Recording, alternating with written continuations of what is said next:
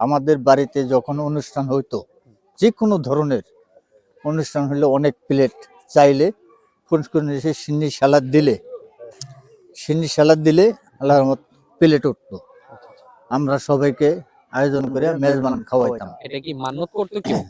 না, কোনো মান্যত নেই, এমনি আগে মানুষ বলতো যে আমাদের এত প্লেট বা এত পিস লাগবে। আচ্ছা আচ্ছা আচ্ছা। তারপর হচ্ছে আল্লাহর রহমতে এই ফুসকুনির উত্তর পাটটা আছে, এখান দিয়ে উঠতে বলে, সেটা আমি দেখিনি। আচ্ছা আচ্ছা আচ্ছা, বুঝছেন, এটা আমার শোনা। কত সালের আগের ঘটনা হতে পারে এটা? মনে করেন 50-এর আগে, 1950-এ গেছে। তারপর ওইটা আর খরম টরম এগুলো আমি নিজেই দেখছি।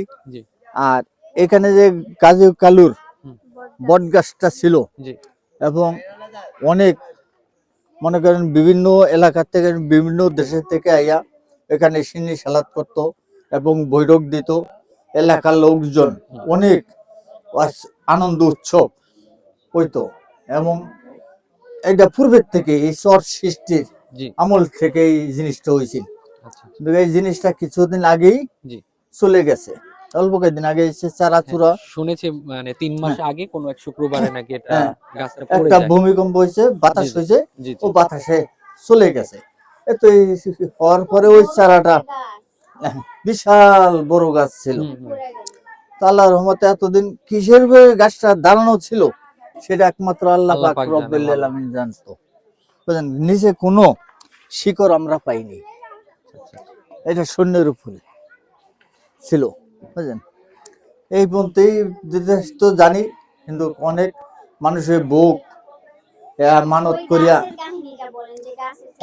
ওই তো গাছের থেকেই তো সিন্নি সালাদ করতো, মানুষ অনেক ভোগ দিত, অনেকটা মুরগি টুরগি এগুলা মনে করেন আগে বাগ দিত আজানের সময় একদম ফুল ফজর আজানটা যখন দিত তখন ওই গাছের ভিতর থেকে ডাক দিত, মুরগি যেরকম ডাক দিত ঠিক ওইভাবে ডাক দিত। এখন বর্তমানে পুকুরে তো মানে এখন আর কোনো কিছু হয় না, না আগের মতো না, আগের কিছুই নেই, কিছুই নেই। সব একজনে ওই যে এই বাড়িরই একজন একখান প্লেট রাখা দিছিল। ও আচ্ছা আচ্ছা আচ্ছা, ওই প্লেট খান রাখার পরে আর আসেনি। তো ওই বংশটা এককালে নির্বংশ হয়ে গেছে, ওই বংশটা একদম নির্বংশ হয়ে গেছে। ওই বংশের মধ্যে আর এটা তো আল্লাহর দেওয়ার একটা নিয়ামত ছিল, যে নিয়ামত ছিল, মানুষ লোভ করে সেই জিনিসটাকে নিজের ভিতরে নিয়ে